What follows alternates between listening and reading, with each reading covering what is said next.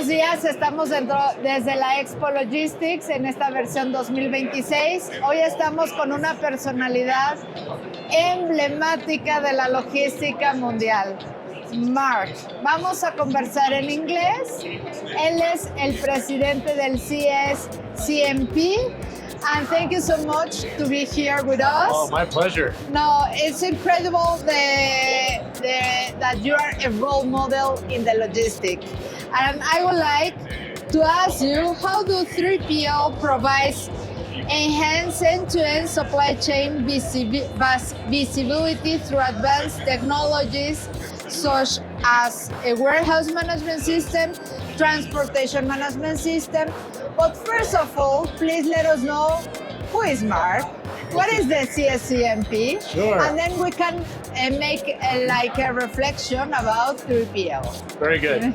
Well, I am a 42-year veteran of the supply chain. I've covered many different aspects of supply chain. And now as the president and CEO of CSCMP, I get the privilege of looking after our members and our guests who desire to improve their capability in supply chain, and that includes logistics. So I'm thrilled. I am married almost 45 years. I have 2 sons. I have 6 grandchildren, 2 great daughter-in-laws, and I'm just thrilled to be here. I love the outdoors, love to fish, but more importantly, I love to be with people, and I'm so delighted to be with you here in Mexico City. Thank you so much. It's very important for us to understand how can we contribute to the CSCMP. Well, so we're an organization made up by members. We started in 1963. We moved through several different names, and now we are officially, and have been since 2005, the Council of Supply Chain Management Professionals. And we're here to help connect, develop, and educate all supply chain professionals and those that desire to get into supply chain. Even some that are in marketing who desire to get in. We'll help them prepare. We have educational courses. We have ecosystem meetings. We attend conferences like this. We participate all around the world. We have local roundtables, so we build access, and people can access all of our tools and education online. And we are just thrilled to be in a position like this because every citizen in the world depends on the effectiveness of supply chain. And what you do in the warehousing capacity space to allow material goods to move through, in and out, is a tremendous enabler. You preserve quality of people's products. You deliver, you manage, right? All of this is part of the ecosystem of supply chain.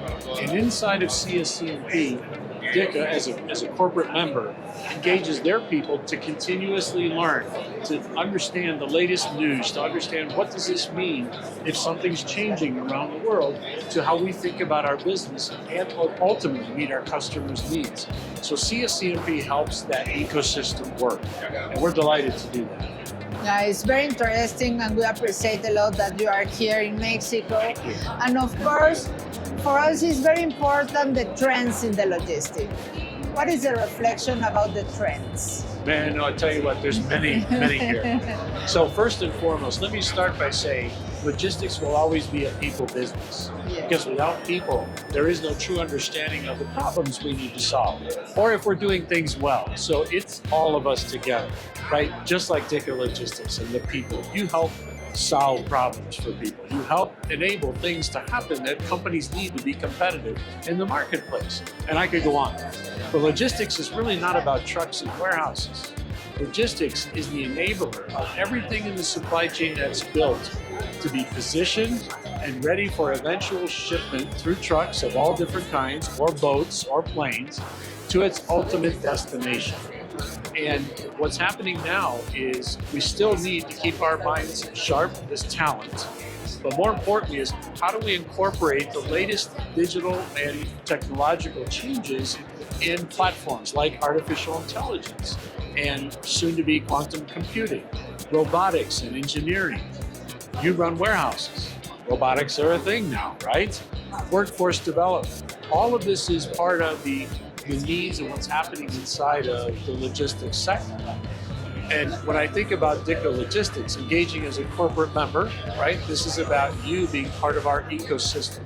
You bring your people exchange ideas with others, we learn, we grow together. That's what makes the secret of supply chain work, right?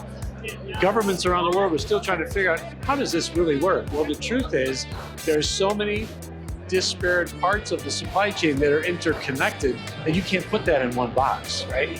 So logistics has to continue to evolve to be ready to transform the delivery systems and storage systems of products as consumers' taste change, as new products come available, and the adoption of technology.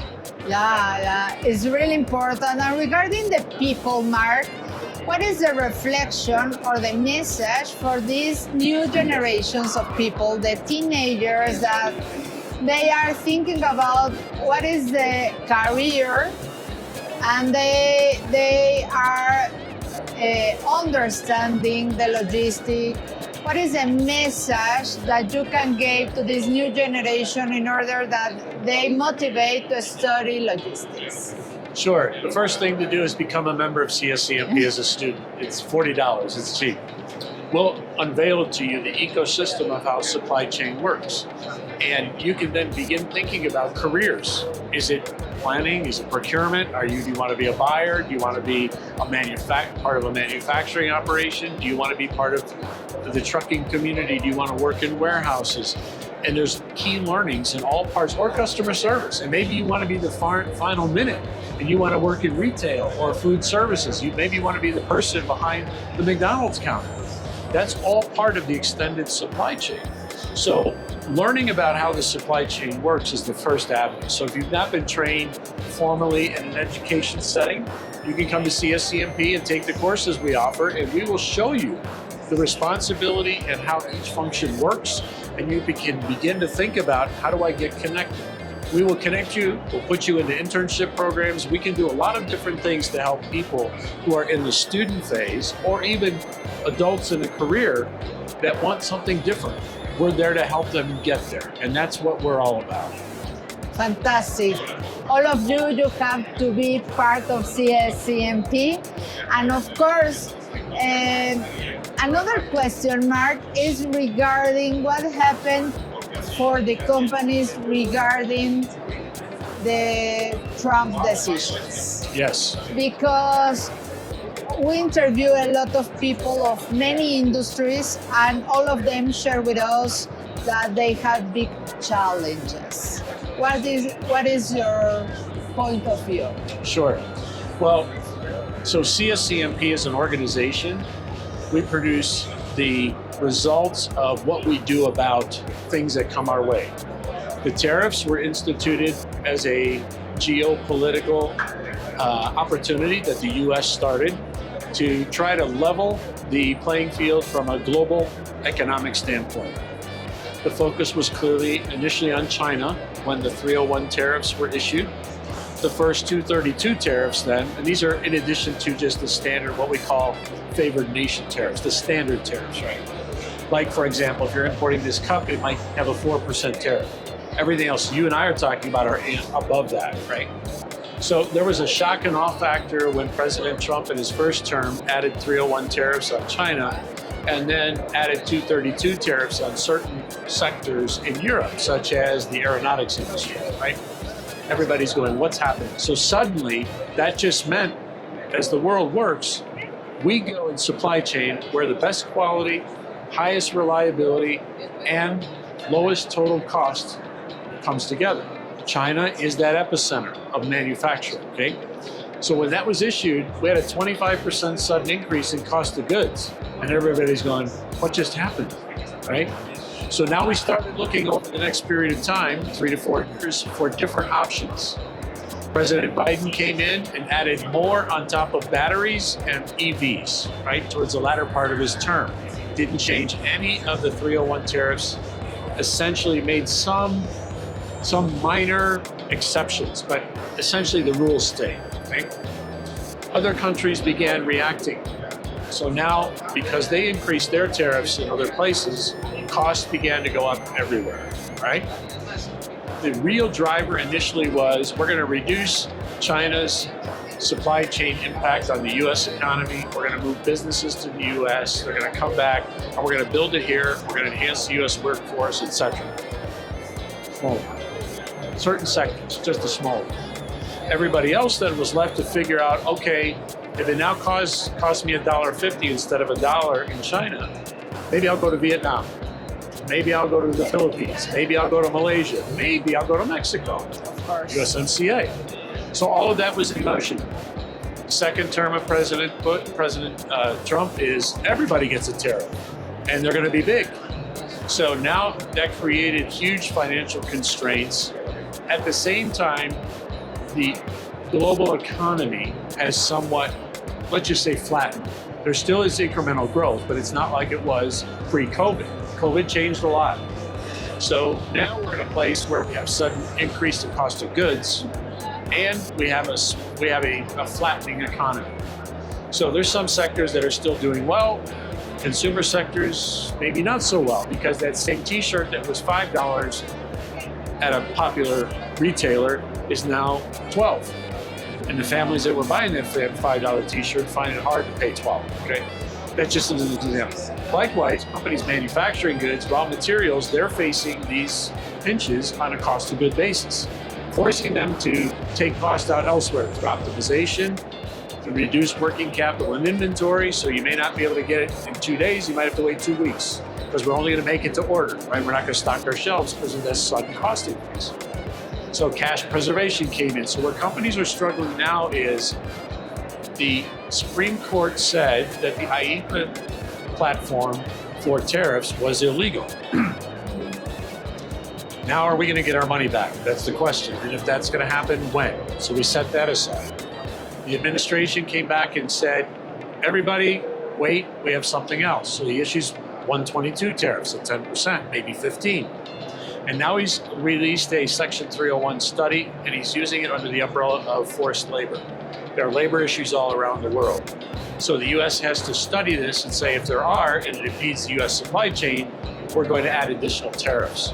So companies are really struggling with the impact, if you will. What you're hearing is the cost structure has changed, and the U.S. government is now in the middle of determining a portion of our cost, of which has become rather unpredictable.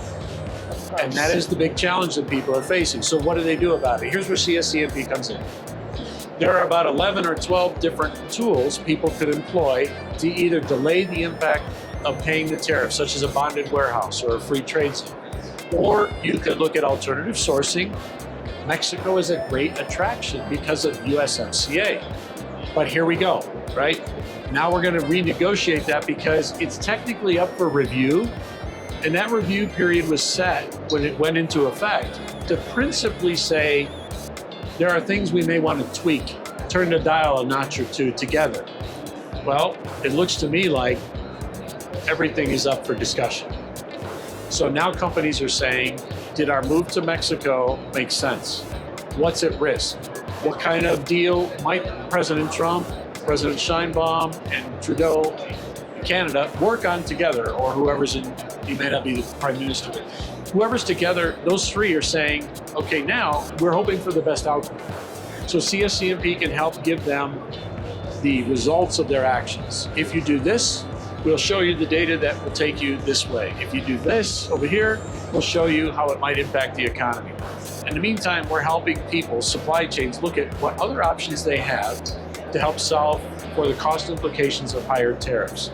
We don't have a crystal ball, but we have this organization of intelligence of members and those who are critical thinkers in these areas that are harder to find if you go out by yourself. So coming inside, we can help you think through different solutions and different strategies, including how you leverage the cost in the US. If you're a global company, you may not increase your prices as much in the US, you might increase your prices a little bit around the world, right?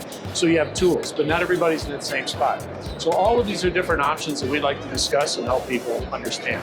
Sorry for the long-winded answer, but it's a big question. No, thank you so much, because this point of view is a big challenge. We require a big analysis, right, and a huge assessment regarding that. Thank you so much, Mar, for this interview. Please share with everybody a message to end of this conversation, and please You have to be part of the CSCMP. It's a great, grand organization of logistics, people, partners in all of the world. Well, thank you very much for that. And they can go to our website and easily sign up, cscmp.org. It's very easy to do. Thank you. It's been a pleasure to be here. And thank you for your corporate membership as well. But more importantly, the ability to talk about supply chain. This was great. Thank you, Mark. Have a great day. Thank you. Thank you. Gracias. Hasta la próxima.